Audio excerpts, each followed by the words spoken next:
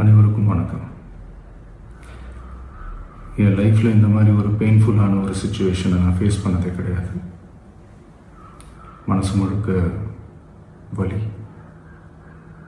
வலி மட்டும்தான்.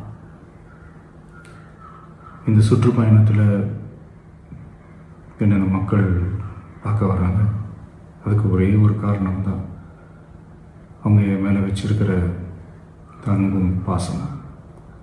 அந்த அன்புக்கும் பாசத்துக்கும் நான் எப்பவும் கடமைப்பட்டிருக்கிறேன்.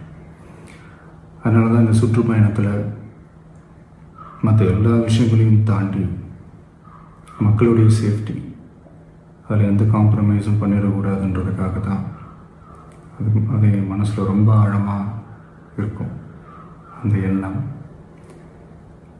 அதனால தான் இந்த அரசியல் காரணங்கள் எல்லாத்தையும் தவிர்த்துட்டு ஒதுக்கி வச்சுட்டு மக்களுடைய சேஃப்டி மட்டும் மைண்டில் வச்சுக்கிட்டு அதுக்கான இடங்களை சூஸ் பண்ணுறது, அதுக்கான இடங்களை பார்த்து பெர்மிஷன் கேட்குறது, போலீஸ் டிபார்ட்மெண்ட்டில் அதை ரிக்வெஸ்ட் பண்ணி கேட்போம்.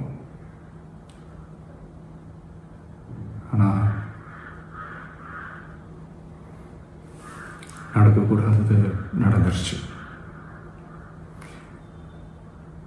நானும் மனுஷன் தானே. அந்த நேரத்தில் அத்தனை பேர் பாதிக்கப்பட்டு இருக்கும்போது எப்படி அந்த ஊரை விட்டுட்டு என்னால் கிளம்பி வர முடியும்?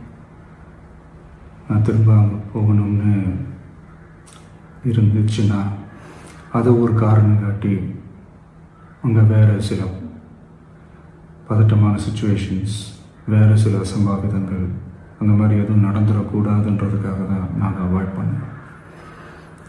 இந்த நேரத்தில் சொந்தங்களை இழந்து தவிக்கிற அத்தனை குடும்பங்களுக்கும் என்னுடைய ஆழ்ந்த இரங்கலை தெரிவிச்சுக்கிறேன். எனக்கு தெரியும், என்ன சொன்னாலும் இது ஈடேயாகாதுன்னு எனக்கு தெரியும்.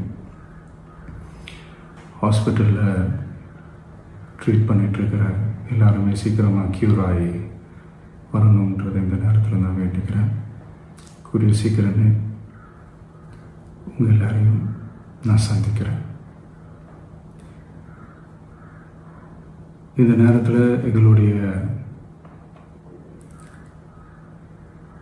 வலிகளை, எங்களுடைய நிலைமையை புரிஞ்சுக்கிட்டு எங்களுக்காக பேசின அரசியல் கட்சிகளை சார்ந்த நண்பர்கள், தலைவர்கள் அனைவருக்கும் என்னுடைய நன்றியை தெரிவிச்சுக்கிறேன்.